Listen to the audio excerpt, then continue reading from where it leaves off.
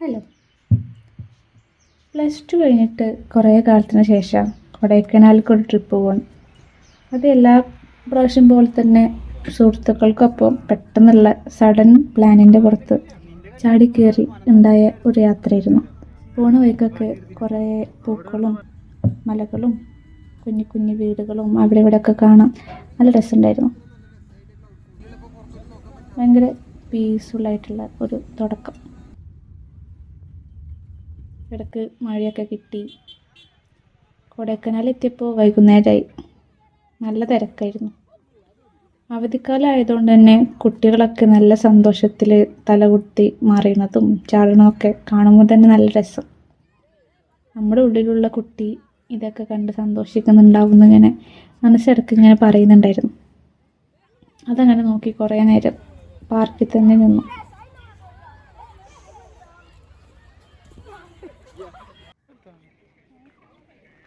പിറ്റേ ദിവസം രാവിലെ കാലത്ത് എണീറ്റ് നടക്കാൻ പോയിട്ട് കാണുന്ന പൂവ് എന്തെങ്കിലുമൊക്കെ പറിച്ച് ബുക്ക് പ്രസ്സൊക്കെ ചെയ്ത് വീട്ടിലേക്ക് കൊണ്ടുവരണം എന്നുള്ളതാണ് ലക്ഷ്യം. ചുമ്മാ ബുക്ക് പ്രസ് ചെയ്യല്ല, അതൊക്കെ എടുത്തിട്ട് പെൻഡൻസൊക്കെ ഉണ്ടാക്കാറുണ്ട്. വെറുതെ നമ്മൾ പൂ പറിച്ച് അത് കുറച്ച് കഴിയുമ്പോൾ എന്തായാലും വാടിപ്പോവും. മരത്തിലാണെങ്കിലും ചെടിയിലാണെങ്കിലൊക്കെ പൂ വാടിപ്പോവും. പക്ഷേ അത് എടുത്ത് ബുക്ക് പ്രസ് ചെയ്യുകയാണെങ്കിൽ ഫ്ലവർ ഡ്രൈ ആയാൽ അത് കുറേ കാലം നമുക്ക് സൂക്ഷിക്കാൻ പറ്റും. അതുകൊണ്ട് നമുക്ക് ആർട്ട് വർക്ക് ചെയ്യാൻ പറ്റും.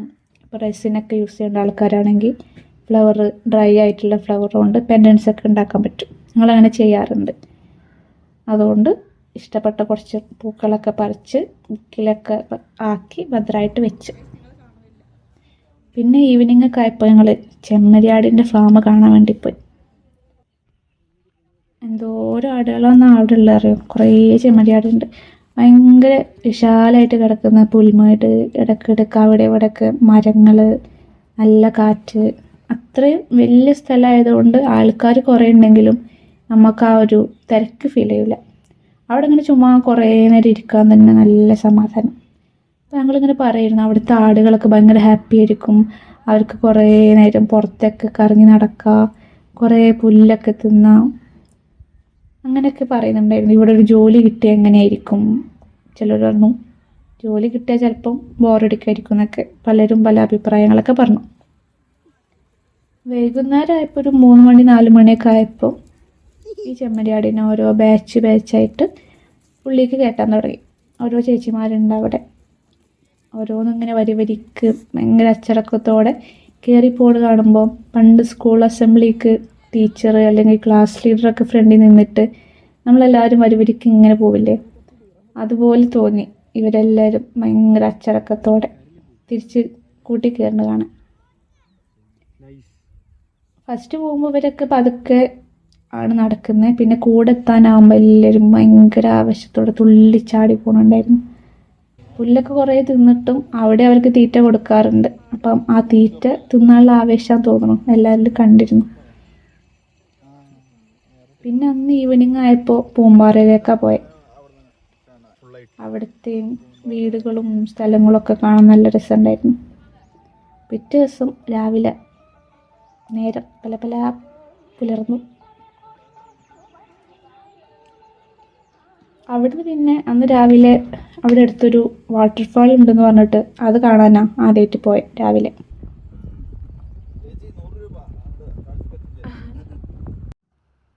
ഇടയ്ക്ക് നല്ല ഭംഗിയുള്ള സ്ഥലങ്ങളൊക്കെ കണ്ടിരുന്നു. ഗൈസ്, നമ്മൾ ഈഡൻ വാട്ടർഫോൾസിലേക്ക് നടന്നുകൊണ്ടിരിക്കുകയാണ്. കാണാൻ പറ്റുമെന്ന് നോക്കാം.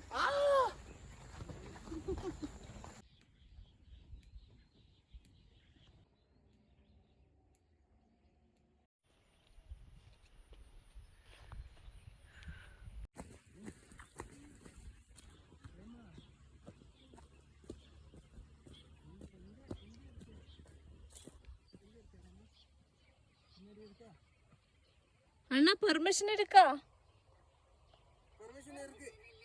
ഇല്ലേ?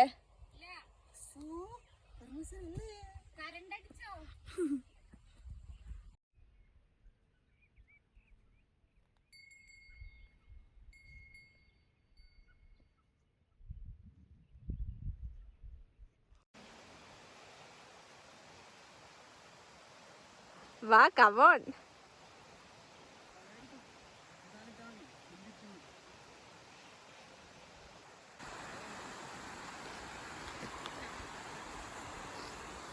അങ്ങനെ അവസാനം കുറേ നടന്ന് നമ്മൾ വാട്ടർഫാൾ കണ്ടുപിടിച്ചു. രാവിലെ കാര്യമായിട്ടൊന്നും കഴിക്കാത്തതുകൊണ്ട് നല്ല വിഷം. വാട്ടർഫാൾ കാണാൻ പോകണമെന്ന് സംശയമൊക്കെ ഉണ്ടായിരുന്നു. പക്ഷെ പോയില്ലെങ്കിൽ മിസ്സാവും എന്നുള്ള ഫീൽ ഉള്ളതുകൊണ്ട് ഒന്നും നോക്കില്ല, അങ്ങോട്ട് നടന്നു.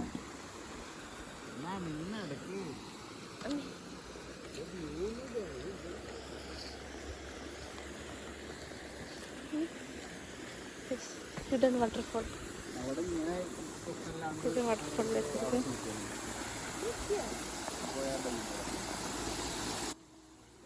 കുറച്ച് അപ്പുറത്തേക്ക് മാറി വാട്ടർഫോൾ കറക്റ്റ് വരുന്ന വ്യൂ കാണുന്ന സ്ഥലം ഉണ്ടെന്ന് മനസ്സിലായപ്പോൾ പിന്നെ അവിടെ പോയി കാണാമെന്ന് വിചാരിച്ചു. പക്ഷേ അവിടെ പോയപ്പോഴാണ് മനസ്സിലായത് നമ്മുടെ ഹിഡൻ വാട്ടർഫോൾ നമ്മൾ വിചാരിച്ച അത്ര ഹിഡൻ അല്ലായിരുന്നു എന്ന്. അവിടെ കുറേ പേര് കുളിക്കുന്നുണ്ടായിരുന്നു. പക്ഷേ സാധാരണ നമ്മൾ വാട്ടർഫോളിൽ പോകണ അത്ര ക്രൗഡ് ഇല്ലെങ്കിലും ഇവിടെ കുറച്ച് പേരുണ്ടായിരുന്നു. അവർ പിന്നെ കുറച്ച് ലൗഡായതുകൊണ്ടും അവരവരുടെ ടൈം എൻജോയ് ചെയ്യുന്നതുകൊണ്ടും നമ്മളവിടെ കുറച്ച് നേരം നിന്നിട്ട് അവിടുന്ന് പോകുന്നു. അവിടെ കുളിക്കാൻ പറ്റാത്തതിൽ നല്ല വിഷമമൊക്കെ ഉണ്ടായിരുന്നു. എന്നാലും നമുക്ക് ഇനിയും വരാമല്ലോ, തിരിച്ച് വരാൻ എന്തെങ്കിലുമൊക്കെ കാരണങ്ങൾ ഉണ്ടാവണമല്ലോ ഓരോ സ്ഥലത്തിൽ. അതുകൊണ്ട് അങ്ങനെ പറഞ്ഞ മനസ്സിനെ സമാധാനിപ്പിച്ചിട്ട് അവിടെ നിന്ന് ഇറങ്ങി. പിന്നെ തിരിച്ച് വരുമ്പോൾ മുന്തിരിത്തോട്ടം അങ്ങനെ കുറച്ച് സ്ഥലങ്ങളൊക്കെ കവർ ചെയ്തിട്ടുണ്ടായിരുന്നു. കൂടുതൽ സ്ഥലങ്ങൾ കവർ ചെയ്യുക എന്നതിനേക്കാളും ഒരു സ്ഥലത്ത് തന്നെ കുറേ നേരം ഇരുന്ന് പീസായിട്ട് വരാനാണ് ഈ ട്രിപ്പ് കൊണ്ട് ശ്രമിച്ചത്. ഈ ട്രിപ്പ് കഴിഞ്ഞപ്പോൾ ഉള്ളിൽ തോന്നിയൊരു കാര്യം, ഇപ്പോൾ ഈ സുഹൃത്തുക്കളെയൊക്കെ നമ്മൾ സ്ഥിരം കാണുകയാണെങ്കിലും ട്രാവൽ ചെയ്യുമ്പോൾ അല്ലെങ്കിൽ നമുക്ക് അത്രയും കംഫർട്ടായിട്ടുള്ള ഒരു ആൾക്കാരുടെ ഇടയിലാകുമ്പോൾ നമ്മളുടെ എല്ലാവരുടെ ഉള്ളിലുള്ള കുട്ടി ഇങ്ങനെ പുറത്തേക്ക് വരുന്ന കാണാൻ നല്ല രസമാണ്. ചിലപ്പോൾ ഐസ്ക്രീം കാണുമ്പോൾ അല്ലെങ്കിൽ പഞ്ഞുമുട്ടായി കാണുമ്പോൾ സീസോ കളിക്കുമ്പോൾ ഇവരുടെ ഉള്ളിലെ കുട്ടി ഇങ്ങനെ പുറത്ത് വരുന്നത് നമുക്കിങ്ങനെ കാണാൻ പറ്റും. നമ്മളൊക്കെ ശരീരം കൊണ്ട് മാത്രമേ വലുതായിട്ടുള്ളൂ, ഉള്ളിൽ ഇപ്പോഴും കുട്ടികളുണ്ടെന്ന് യാത്ര ഇങ്ങനെ ഓർമ്മിപ്പിച്ചുകൊണ്ടിരുന്നു.